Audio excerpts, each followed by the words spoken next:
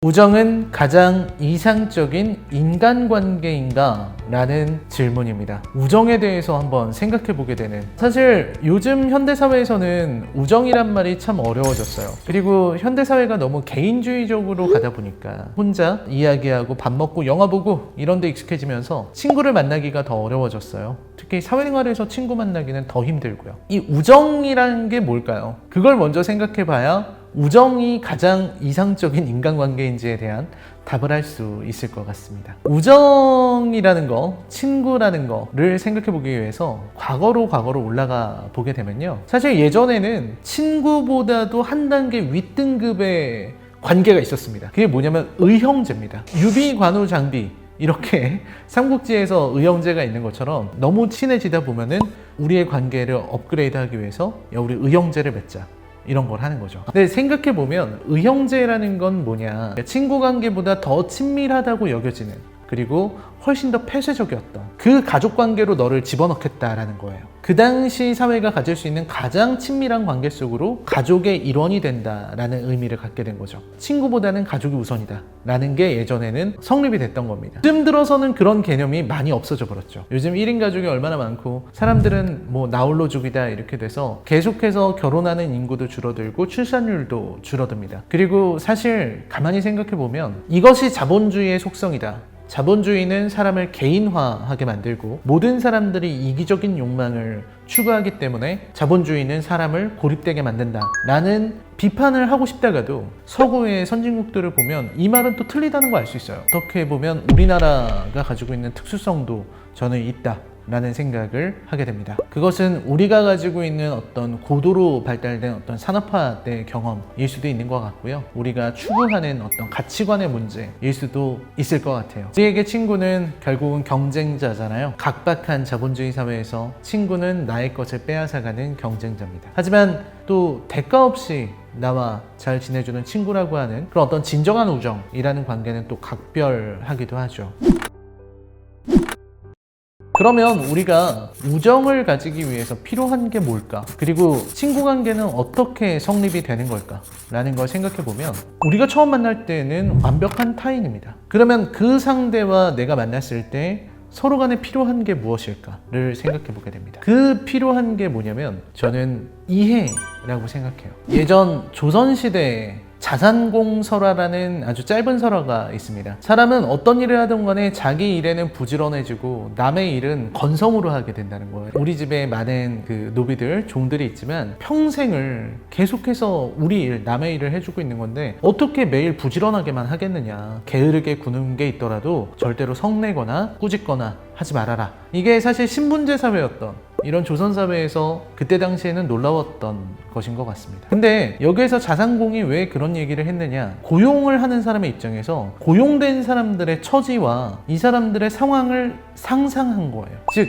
우리가 누군가를 이해하기 위해서는 그 사람에 대해서 상상할 수 있어야 됩니다. 타인의 처지에 대해서 생각하게 되고 그때에서야 이타심이란 게 나오게 되죠. 우리가 지금 겪고 있는 이런 갑질 문제 같은 것도 결국은 상상력이 부족하기 때문에 타인이 어떤 입장인지 무슨 생각을 하는지 이런 것들에 대해서 전혀 상상하려고 하지 않기 때문에 이런 일들이 벌어진다고 생각을 합니다. 우정은 가장 이상적인 인간관계인가? 라는 질문에 답하기 위해서 영화 한 편을 또 소개해 드리려고 합니다. 우정이라는 걸 만들기 위해서는 옛날에는 그게 호혜 관계였지만 저는 지금은 그 의미가 달라졌다고 생각합니다. 그 달라진 의미에 아주 부합하는 영화가 바로 그린북이라는 작품입니다. 이게 아카데미 작품상까지 받은 작품이기 때문에 2018년에 로마가 받느냐, 로마 외에 다른 작품이 받느냐 논란이 됐었는데 그린북이라는 영화가 받았습니다. 마허샬라 알리라는 흑인 배우, 그리고 비고 모텐슨이 나오는 영화기도 하죠. 비고 모텐슨은 사실 이 영화 보고 나서 제가 이분의 전작을 보여드리겠습니다 하면서 사진을 보여주면 사람들이 깜짝 놀랐어요. 반지의 제왕의 아라곤이었습니다. 이분이 아라곤 때 그 마르고 잘생기고 날렵했던 사람이 여기에서는 이렇게 뚱뚱하고 이렇게 무식한 연기를 합니다. 진짜 배우는 배우다라는 생각이 드는데요. 그린북이라는 작품은 사실 이때 당시 미국이 가지고 있었던 그 인종차별에 대한 얘기죠. 이 당시에는 더 심해서 이때에는 이제 그린북이라는 책자가 있어서 남부를 여행하는 흑인들을 위해서 혹은 남부를 방문하는 흑인들을 위해서 흑인들을 받아주는 숙소 적어놓은 겁니다. 여기에서 나오는 돈 셜리는 사실 뛰어난 음악가로서 이미 미국 북부에서 그리고 뉴욕에서 산다면은 이루 말할 수 없는 부를 누리면서 행복하게 살 수 있는 사람입니다. 하지만 이 사람은 자신의 흑인으로서의 정체성 그리고 어떤 업적을 남기기 위해서 남부 공연을 하기로 하죠. 그때 데리고 가는 사람이 비고 모텐슨 토니가 되는 거고요. 이 두 사람은 서로가 너무 다릅니다. 토니는 백인이긴 하지만 이 친구는 히스패닉이죠. 미국인들 사이에서 약간의 백인들 사이에서도 차별이 있는 그런 사람이기도 합니다. 게다가 굉장히 무식하고 이렇게 주먹으로 모든 걸 해결하려고 하는 사람이에요. 반면에 돈 셜리, 이 사람은 흑인이고 아주 부유한 집에서 자랐고 뛰어난 교육을 받았고요. 피아노에 대한 천재적인 능력을 갖추고 있습니다. 두 사람은 전혀 달라요. 그리고 이 두 사람은 또 고용인과 피고용인의 관계이기도 합니다. 이 둘이 이제 여행을 떠나면서 서로가 서로를 이해하는 과정들이 펼쳐지게 돼요. 처음에 토니가 돈 셜리를 보면서 생각했던 거는 내가 진짜 이런 흑인한테 내가 이걸 받고서 살아야 되나? 이런 생각이었어요. 돈 셜리 역시 이 사람을 그냥 못 배우고 무지한 사람으로만 생각했지 이 사람에게 뭔가 배울 게 있다거나 이 사람이랑 가까워질 거라는 생각은 하지 않았습니다. 하지만 서로가 여행하다 보면서 서로가 서로를 바라보게 돼요. 돈 셜리는 그 무식하다고만 생각했던 토니에게 의견을 묻기도 합니다. 어떤 큰 레스토랑이죠. 거기에서 공연을 하기로 되어 있었는데 거기 지배인이 밥은 먹을 수 없다는 겁니다. 미리 돈은 줬으니까 여기 와서 공연은 할 수 있지만 밥은 흑인들 먹는 데 가서 먹고 와라. 돈 셜리가 자신의 성격대로 행동하지 않고 토니에게 의견을 물어봐요. 당신이 하라고 하면 하겠다. 그걸 물어봤다는 것 자체가 이 두 사람에게는 친구 관계가 성립되었다. 상하 관계에서는 친구가 성립될 수가 없어요. 대등하게 생각하지 않기 때문입니다. 돈 셜리와 토니는 고용 피고용의 관계고 이 사람이 이 사람을 고용해서 사용하고 있지만 두 사람이 친구가 될 수 있다는 걸 보여줬어요. 상대를 나와 대등한 존재로 생각하기 때문입니다. 그게 바로 의견을 묻는 일이죠. 즉